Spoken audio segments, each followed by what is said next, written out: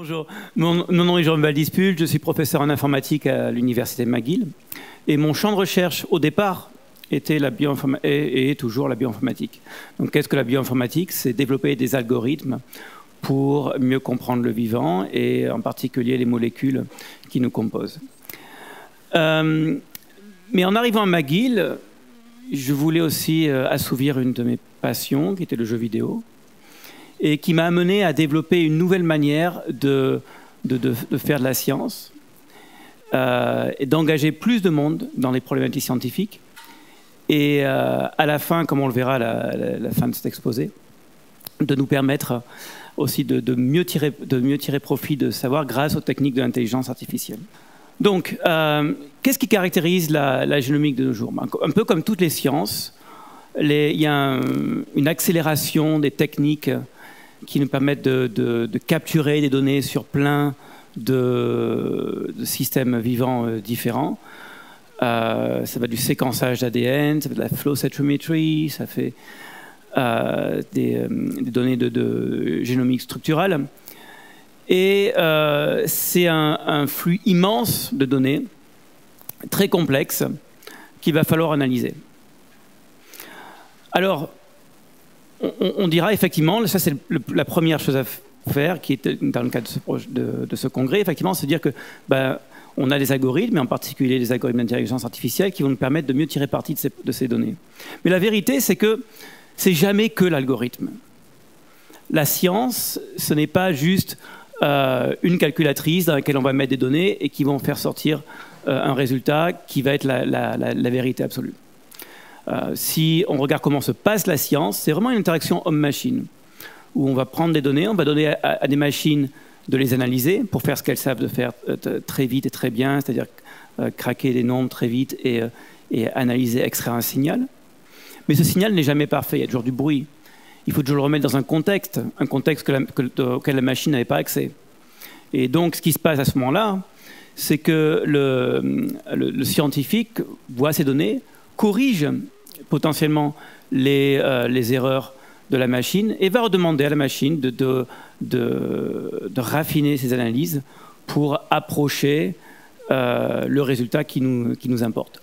Et il y a un flux naturel dans la science qui est que les problèmes auxquels on s'attaque, et on l'a vu avec la conférence précédente, sont de plus en plus fondamentaux, requièrent de plus en plus de données, de plus en plus de puissance calculatoire, donc des machines, mais aussi de plus en plus de scientifiques et d'humains dans le processus, pour permettre d'analyser ces datas et de permettre de collectiviser les expertises dans différents sous-domaines de recherche, de manière à faire avancer la science. Et donc là, c'est un exemple d'un papier, donc c'est ENCODE, qui était un projet sur le génome humain.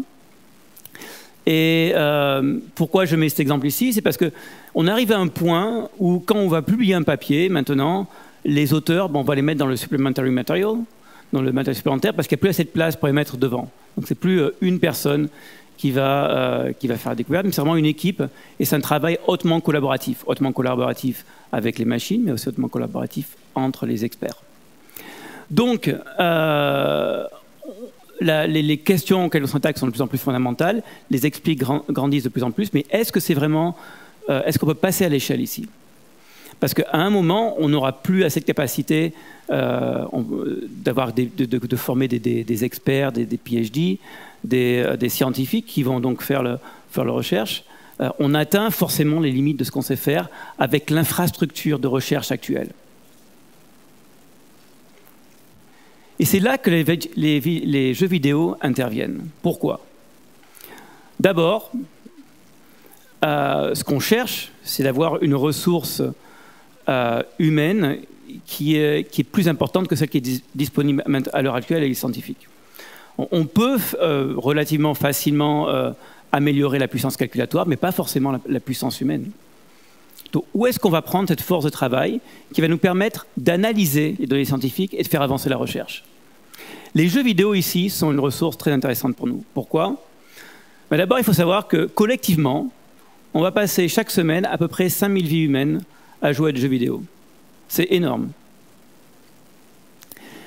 Maintenant, essayons de voir ce qu'est un jeu vidéo. Mais un jeu vidéo, c'est un problème qui a été encapsulé dans un système ludique qui va nous permettre de satisfaire nos besoins, de résoudre nos problèmes, parce que nos cerveaux ont évolué de telle manière que on a envie de résoudre des problèmes, et chaque fois qu'on résout un problème, ça nous procure du plaisir.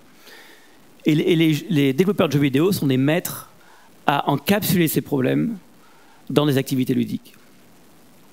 Donc la question qu'on se pose maintenant, c'est est-ce qu'on peut arriver à intégrer et à analyser les données par le biais de ces jeux vidéo? Pourquoi? Parce que quand on joue à un jeu vidéo, en général, ça nous procure le plaisir, mais une fois qu'on a fini la partie, bah, c'est fini.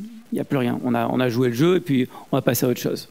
Donc il y a un peu ce sentiment de culpabilité, on va dire, en un sens qu'on a fait quelque chose, on s'est amusé, mais il n'y a pas de résultat ou d'impact sur le monde autour de nous. Pouvons-nous essayer de récupérer ne serait-ce qu'une infime partie du temps que nous passons aux jeux vidéo pour résoudre des problèmes scientifiques et faire avancer la science? C'est ce qu'on a fait donc en 2010 avec un jeu vidéo qui s'appelait et qui s'appelle toujours Philo, que j'ai réalisé quand je suis arrivé à l'université McGill. Donc c'est un des premiers projets que j'ai commencé. J'avais 2 étudiants, Alex Karikoff et Gary Romanis, qui venaient faire un stage avec moi pour le premier projet. Je les ai lancés là-dessus et ensemble, on a développé ce premier jeu. Alors, qu'est-ce qu'était Philo? C'était une sorte de Tetris. C'est un petit jeu qu'on va jouer comme ça en ligne. On va sur un site web qui est philo.cs.mcgill.ca, sur lequel, quand vous arrivez dessus, vous avez un petit puzzle tel que celui qui est montré ici. À l'origine, c'était plus basique que celui-là. C'est une version améliorée. Où typiquement, votre objectif, c'est de manipuler des briques de 4 couleurs différentes, qui représentent les 4 couleurs du génome humain, CGT, et de les arranger de manière à révéler des motifs qui peuvent être intéressants pour les biologistes. Donc le jeu fut lancé en 2010 et fut immédiatement un grand succès. On a eu pratiquement en 10 ans, on a eu pratiquement un demi-million de personnes qui sont venues jouer. Donc certaines personnes jouent 100, 200, voire une millier de parties. Certains jouent juste une partie et s'en vont, mais il y a eu beaucoup de trafic là-dessus. Quelle était l'idée fondamentale de Philo ici? C'était vraiment d'essayer de traiter les données massives en impliquant massivement des joueurs. Ce qui était une nouveauté vraiment au moment où on l'a sorti. Mais évidemment, le génome humain a 3 milliards de caractères. C'est beaucoup. Et on ne va pas demander à un seul humain d'aligner 3 milliards de caractères. Donc l'idée, c'est vraiment de couper un gros problème en plein de petits morceaux et de les distribuer à tout le monde. Et c'est pour ça que là, c'est vraiment un système homme-machine à plus grande échelle, où typiquement ce qui se passe, c'est que nous prenons d'abord des génomes, et le problème qu'on avait adressé à ce moment-là, c'est la comparaison des génomes de mammifères. Et on regardait des régions bien particulières de génomes de mammifères, qui sont les 3' UTR, qui sont des régions qui contrôlent l'expression des gènes. Et notre but était d'abord de les préaligner avec des méthodes state of the art, des ordinateurs, les algorithmes les plus efficaces pour aligner les séquences qu'on connaissait. Et ensuite, on scannait ces différentes cet alignement pour extraire les régions qui nous semblaient les plus prometteuses de notre point de vue, qui sont que potentiellement c'est là où l'algorithme a fait des erreurs. Et souvent, la bonne nouvelle, c'est que l'algorithme nous dit quand il est certain de son résultat ou quand il est un peu moins sûr, et puis éventuellement, ça serait bien de regarder par là. Donc, on a extrait ces régions, on les a stockées dans des petits morceaux dans notre base de données, et c'est en fait les puzzles que vous jouez par le biais du jeu Philo. Et une fois qu'on a collecté ces solutions, l'idée, c'est de les réutiliser pour les réinsérer dans l'alignement pour améliorer l'alignement initial, et donc avoir une meilleure comparaison de l'ADN de différents mammifères. Alors, l'étape de réinsertion est assez compliquée. Je ne vais pas rentrer en détail, mais ce n'est pas juste de copy-paste, ce n'est pas juste on prend une solution, on le met là, c'est vraiment de regarder s'il y a un consensus qui émerge, avoir plusieurs fonctions d'évaluation qui nous permettent de vérifier, de passer, de filtrer la qualité, réinsérer les séquences pour le guider et gérer les conflits.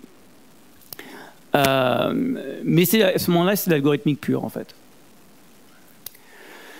Qu'est-ce qui a fait le succès de Philo et quelles sont en fait les bases et les fondations en fait, de ce travail?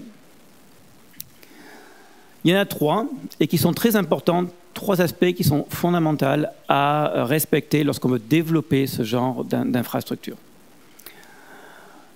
Le premier, c'est qu'on va développer ici un système, un jeu scientifique qui va atteindre beaucoup de personnes. Les gens vont participer dessus et donc s'ils vont s'attacher à ça, ça doit être quelque chose qui doit parler à tout le monde et c'est un problème qui doit être fondamental. On ne peut pas essayer par ce genre de technique de résoudre des problèmes qui vont être relativement niches.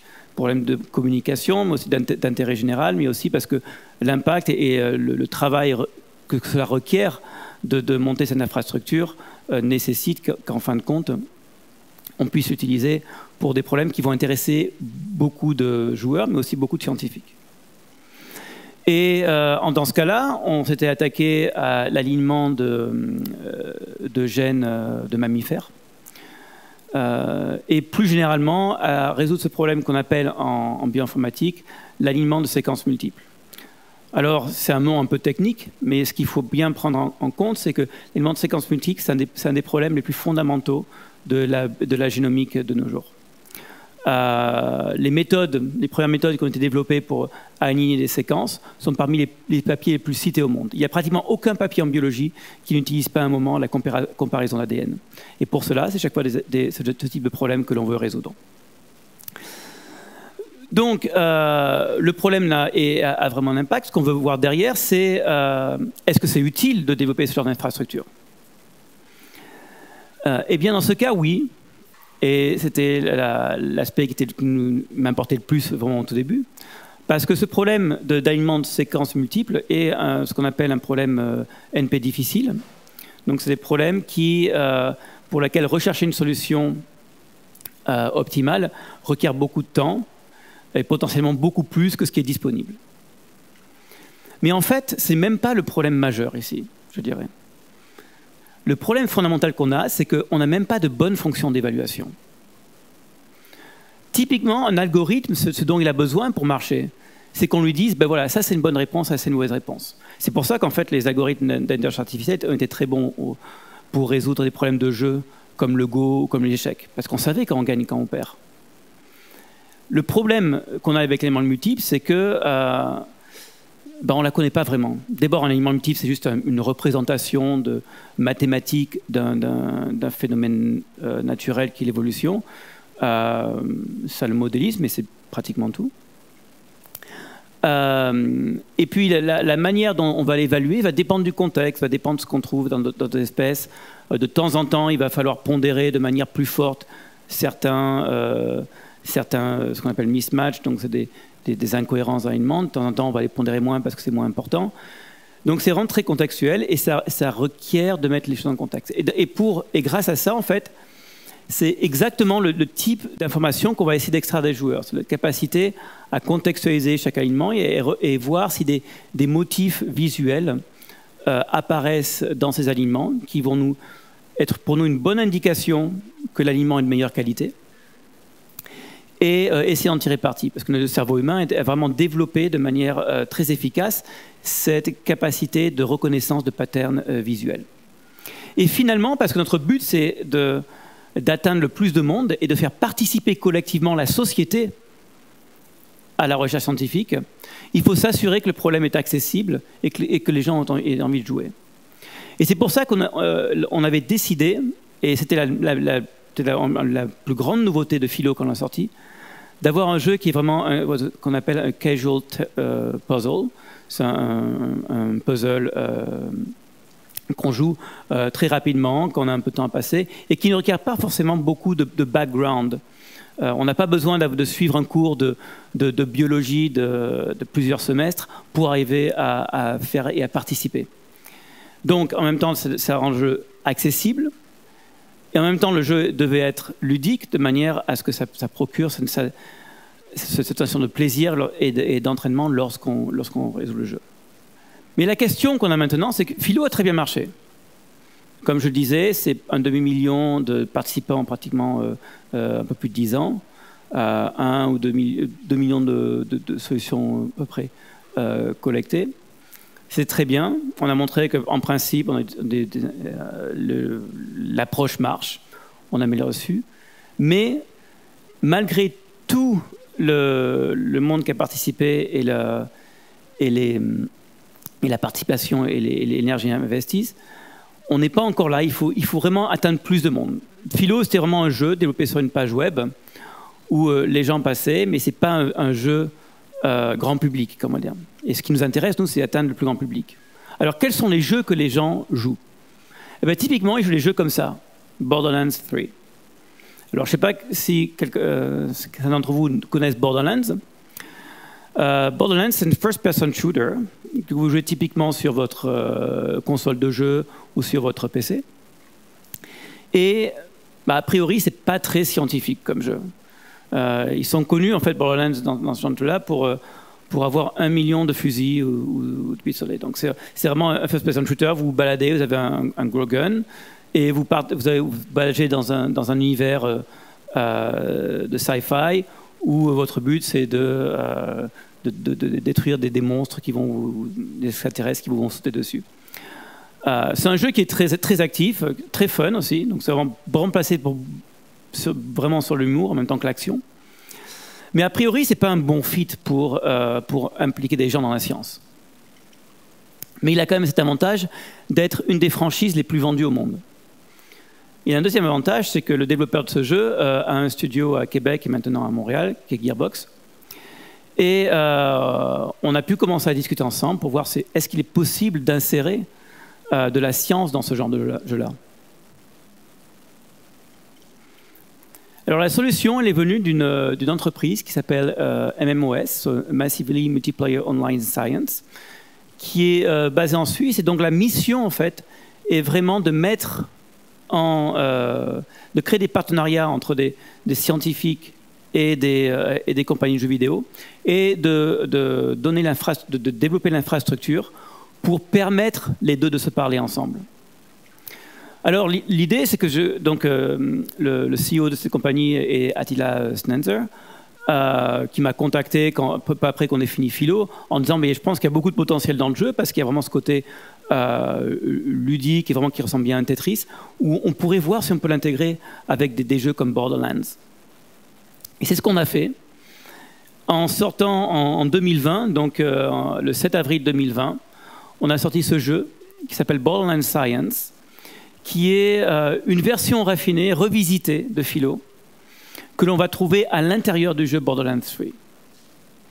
Alors, vous pouvez admirer ici en fait tout le travail de game design, et c'est là qu'on voit la collaboration avec les artistes et les game designers, les codeurs des compagnies de jeux vidéo, qui ont une expertise fantastique pour gamifier, pour rendre l'activité ludique, où on voit que le jeu a complètement changé. Si vous revenez à mon exemple précédent, c'était un jeu designé par des scientifiques, c'était un peu plus amusant que les interfaces classiques, mais enfin bon, ça restait une interface relativement un peu technique, on va dire. Et là, c'est complètement différent. On a mis les séquences de haut vers le bas. On a complètement revisité en fait la manière d'évaluer. L'idée, c'était de se dire que, puisqu'on fait le jeu depuis le début, on va essayer de repenser le problème de manière à ne pas le faire du tout comme on le fait en sciences, on le fait d'habitude, mais de le rendre plus intéressant aussi par rapport aux données qu'on va collecter et au signal qu'on veut extraire. Donc là, en particulier, d'avoir une fonction de score, on a l'idée, c'est d'insérer dans le jeu ces briques jaunes qui sont ce qu'on appelle des gaps. C'est corriger, bouger les briques et corriger les erreurs d'ordinateur en insérant ces gaps aux bons endroits. Donc ces briques aux bons endroits. Et on a décorrélé en fait le gain qu'on faisait en mettant des choses de la même couleur, ce qu'on appelle des guides. Donc l'idée c'est d'arriver à avoir des colonnes, des rangées pardon, qui sont de la même couleur, et en évitant de mettre des couleurs qui ne sont pas demandées dans chaque rangée. Mais pour le faire, on est obligé d'insérer ces briques jaunes qui ont un coût. Et comment on modélise le coût? C'est un système de gravité. Enfin, long story short, le jeu a été complètement revisité de manière à le rendre plus pertinent scientifiquement et beaucoup plus amusant.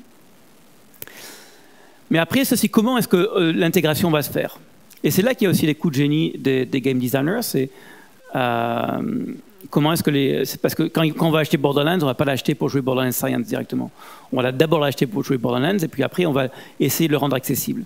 Et typiquement, ce qui se passe ici, c'est que vous allez, pour le rendre accessible, ce qu'on a fait, c'est qu'on a une bande d'arcane, telle que vous voyez ici, qui a été mise sur le vaisseau principal, qui est en fait la base la base pour tous les joueurs lorsque vous partez en mission. Donc après retour de mission, vous retournez là, vous allez discuter un peu avec vos copains, et puis vous repartez, et puis éventuellement, attendant, vous avez tout à attendre. Alors pourquoi ne pas faire une partie? Il y a des activités qui se passent là. Pourquoi faire une partie? Ils vont vers ce cabinet, et donc ils commencent à jouer et participer à l'activité. Il y a aussi tout le fait de l'intégrer dans un jeu comme Borderlands 3, ça nous donne accès à plein de mécanismes pour promouvoir l'engagement. Et donc, typiquement, on reçoit des boosters qui permettent, le joueur reçoit des boosters qui permettent d'avoir un meilleur skin, un meilleur gun, donc d'avoir des choses qui rendent l'activité, qui donnent une récompense en faisant l'activité. Mais malgré tout, en fait, ce qui était le plus intéressant pour nous, a posteriori, c'est que par le biais de tous nos user studies, même si on pensait initialement que tous ces boosters et ces récompenses allaient être la motivation première pour les joueurs de participer là-dessus, non. La motivation première qui est venue chaque fois, c'est cool, je contribue à la science. Donc même si on est arrivé avec cette idée, bon, on va essayer de vous avoir en faisant un jeu marrant et puis qui va nous aider, le fait qu'il aidait à la science, c'était vraiment la motivation pour tous les joueurs à venir ici. Mais comme je disais, il a fallu aussi trouver un propos, une motivation pour ce jeu, qui va justifier de construire toute cette infrastructure et de déployer un tel projet. Et c'est là que nous avons travaillé avec The Microdata Initiative, qui est un projet basé à l'Université de San Diego, dans le laboratoire de Rob Knight, qui s'intéresse à l'human microbiome. Donc je ne sais pas si vous êtes familier avec l'human microbiome, mais typiquement, ce que je veux savoir, c'est que on est des humains, on a notre ADN, mais en nous, plus de la moitié de nos cellules sont des cellules d'origine microbienne. Dans nos intestins, sur notre peau, dans nos oreilles, notre salive, on est rempli de microbes. Et on a plus d'ADN qui viennent de microbes qui viennent de de nous en tant qu'humains. Et donc, un des domaines les plus fantastiques et les plus prometteurs et qui va révolutionner notre compréhension du vivant qui se développe en biologie de nos jours, c'est cette étude du microbiome. Et notre idée, c'est de se dire, voilà, c'est un projet fondamental, et on va discuter avec eux, voir si on peut les aider dessus. Et il se trouve qu'en fait, dans ce projet du microbiome, ce qu'ils font, c'est que c'est aussi une activité de science participative, où vous pouvez aller sur le Microdata Initiative, vous pouvez leur demander un kit d'échantillonnage, ils vont l'envoyer chez vous. Vous allez retourner un échantillon, ils vont le séquencer pour vous, pour séquencer en fait l'ADN des microbes qui sont contenus dans vos selles en fait, parce qu'on passait pour les intestins. Et pour faire avancer cette science-là, ce dont ils ont besoin, c'est de résoudre le problème de séquences d'aliments multiples. Ils vont prendre l'ADN de nos microbes et ils vont faire une cartographie de cet ADN qui va nous permettre de faire avancer la science dans des milliers de laboratoires autour du monde. Alors, j'espère que ça va passer maintenant. Hey folks, this is Mayim Bialik, actor, PhD scientist, researcher, and your favorite person. Today, I'm here to talk to you about video games and science, and how we can grab both by their necks and make them kiss, consensually. Long story short, by playing Borderlands 3, you can contribute to real-world scientific research, as in data that helps real people in meat space. Speaking of meat, did you know that more than half the cells in our bodies are alien? Only 43% of our cells are of human origin. The rest belong to foreign microbes. These microbes have a massive impact on our body's health. The more we study microbes, the more we can learn about the accumulation of meat and existential terror that is the human body. These microbes are made up of DNA, just like us. Each microbe has its own special DNA signature, and similar species of microbes have similar DNA. If we could sequence all the different species of microbes found in the human body, which, remember, make up more than half of the cells in our body, we'd learn a ton about ourselves. To that end, the Microsetta Initiative collected tens of thousands of samples of, to use the scientific term, doo-doo. Extracted the DNA of the microbes inside and sequenced it. Now we just need to organize this data. Unfortunately, though computers excel at certain tasks like crunching numbers or tracking down specific pornography, they're not so good at organizing DNA information. See, different species of microbes have similar but not quite identical DNA. That means mapping their sequences can be kind of ambiguous. The computer makes lots of small mistakes that can corrupt downstream analysis. Which brings us back to video games! So, we've got several million sequences that are each 150 nucleotides long that are riddled with small errors from the computer analysis. How can we get rid of all these errors? With your help! We've taken the millions of DNA sequences and broken them down into bite-sized puzzles that you can play and solve inside Borderlands 3. And try not to think about the fact that the DNA came from human excrement when I use phrases like bite-sized. By playing Borderlands Science inside Borderlands 3, you'll be directly helping our scientists organize and compare this dung data. The game is simple. You'll be confronted with different strands of DNA, each made up of individual tiles. It's your job to place as many of these tiles as possible in their appropriate row while matching the colors. It's not always possible to line everything up perfectly, but that's okay. By playing the game and matching the sequences, you'll also be identifying the errors in our computer analysis and helping scientists across the planet build a better algorithm for the future. And since all this research is open access, the entire scientific community will benefit from it. This research could directly lead to a universal catalog of all known microbes, which could lead to new breakthroughs in food, medicine, exercise. The sky's the limit. And it all starts with you playing a video game. But if the pursuit of knowledge isn't enough of an encouragement to sort through virtual butt microbes, then fear not. Playing Borderlands Science earns you in-game currency you can spend on booster items for your characters. Oh, and this is all totally free. Just activate the Borderlands Science machine on Sanctuary 3 and sort some gut microbes.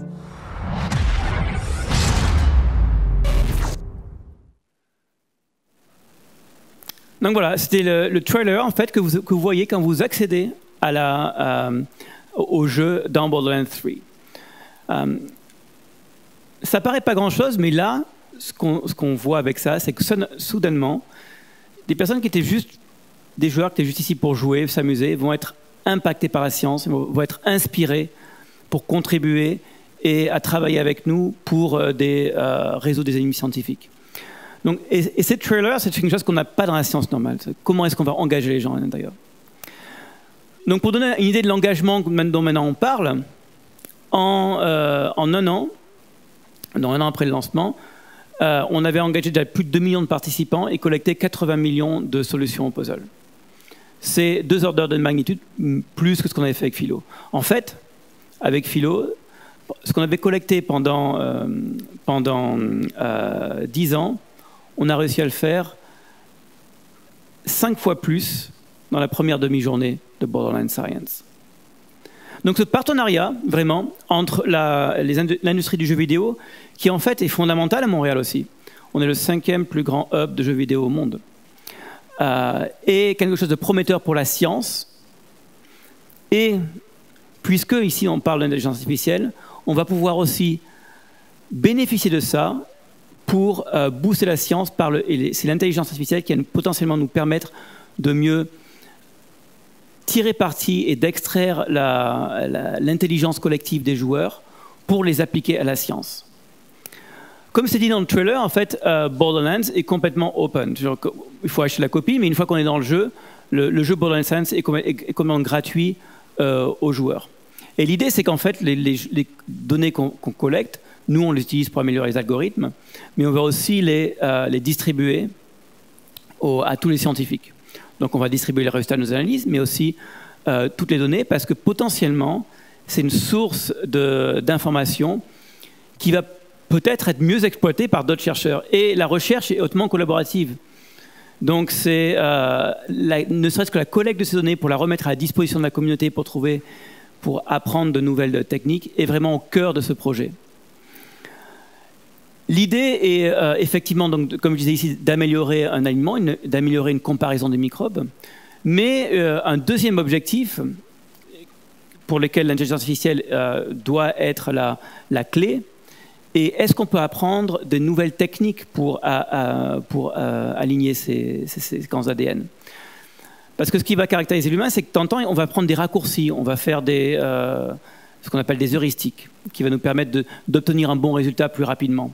On va peut-être trouver des motifs qui sont potentiellement pas mis en valeur par les fonctions d'évaluation que l'on connaît, mais qui sont peut-être très valides d'un point de vue biologique.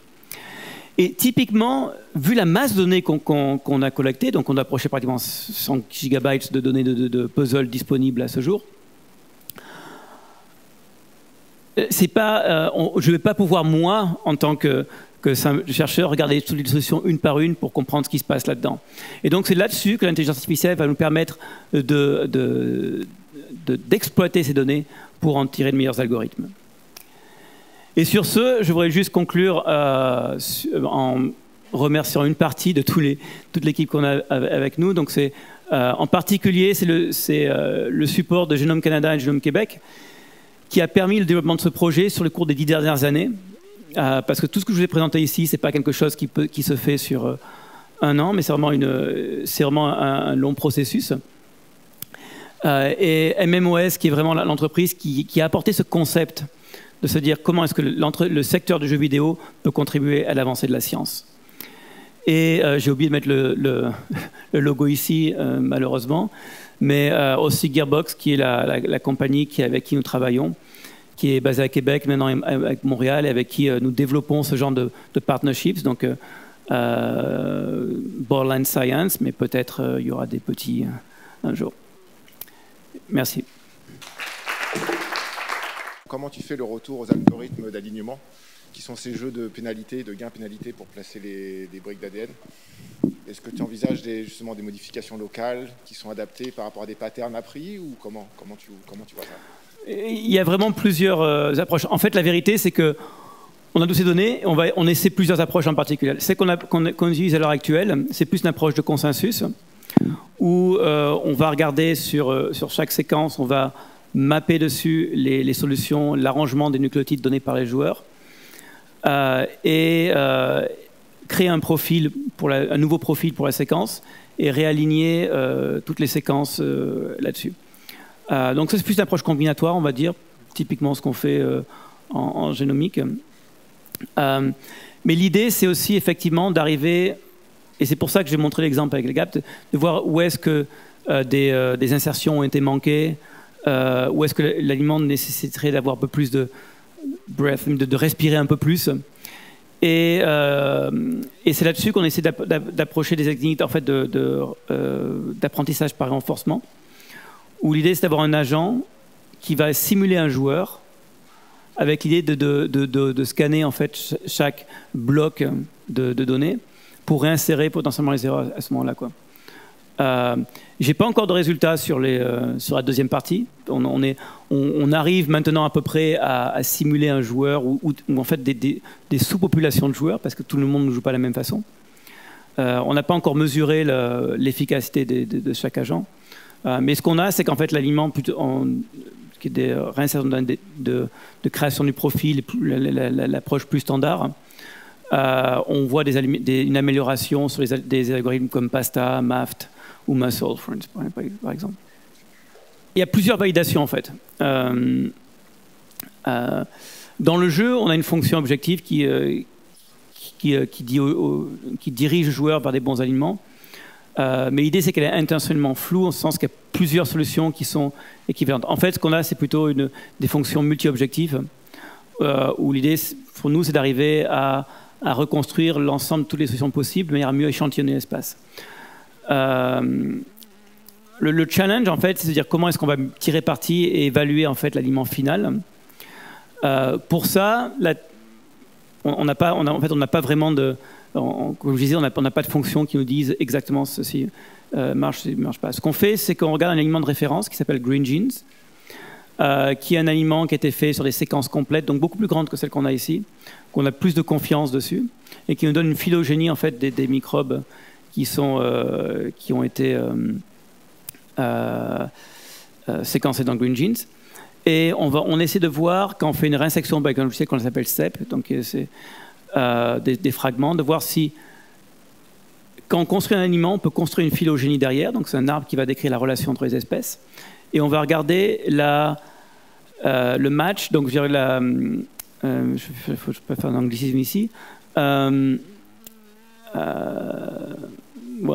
concordance entre la phylogénie donnée par l'aliment de référence et la phylogénie donnée par notre aliment.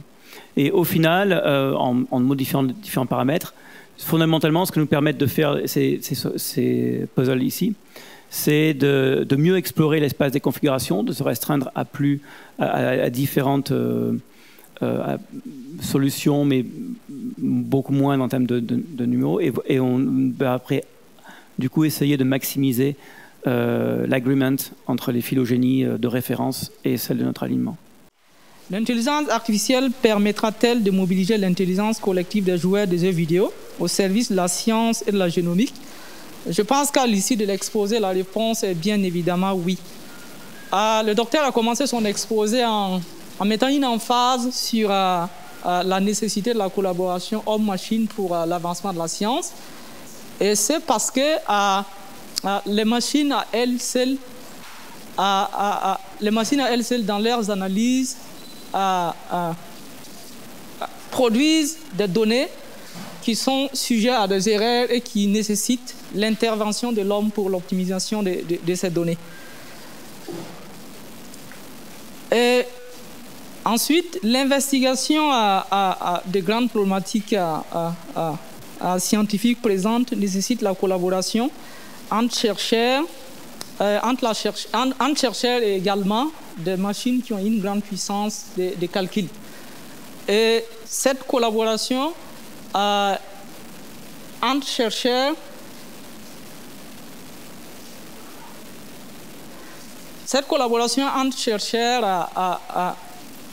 met en exergue ici la possibilité d'exploiter les jeux vidéo. Le docteur définit un jeu vidéo comme étant un problème encapsulé dans un système ludique et dont des individus sont engagés pour la résolution de problèmes.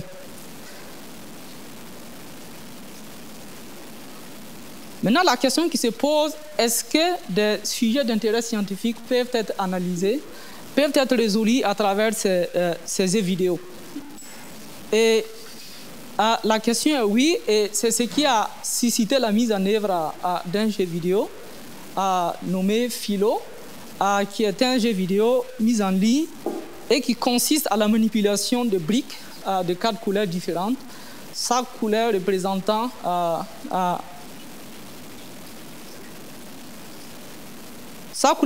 des séquences nucléotidiques du génome des mammifères,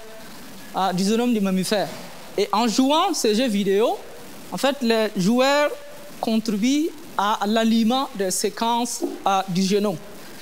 Et ce jeu a permis en 10 ans, si je me trompe, ce jeu a permis en 10 ans de mobiliser un demi-million de joueurs, et bien évidemment, et a contribué à l'aliment des séquences des génomes des mammifères. Maintenant, la question qu'ils se sont posées, est-ce que justement, c'est possible d'aller au-delà? Parce qu'il disait tantôt justement, pour que les jeux vidéo servent à la résolution de problèmes scientifiques, il faut premièrement que ce soit un jeu vidéo qui soit accessible et que ce soit un jeu vidéo qui soit aussi attractif. Donc, ça nécessitait le développement d'un deuxième jeu vidéo à travers la collaboration sur un jeu vidéo qui existait et qui ne présentait pas d'emblée un intérêt scientifique. Donc, le jeu vidéo né de cette collaboration, Borderlands 3, a permis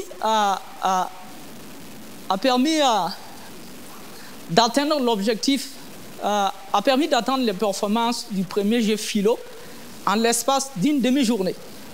Donc, ce jeu vidéo a permis de mobiliser plus de joueurs et ainsi de résoudre plus de problèmes sur le plan scientifique. Et encore en collaboration avec une organisation qui travaille sur le microbiome, le jeu vidéo Borderline a été suscité pour l'aliment du génome du microbiome. Le microbiome qui est tous ces microbes contenus dans notre organisme. Et l'aliment du génome de ce microbiome va permettre en fait d'établir une comparaison, d'établir une classification justement de ces microbiomes dans l'intérieur de la science. Donc pour résumer, effectivement, la mobilisation des joueurs de jeux vidéo peut participer à l'avancement de la science et de la génomique en particulier. Je vous remercie.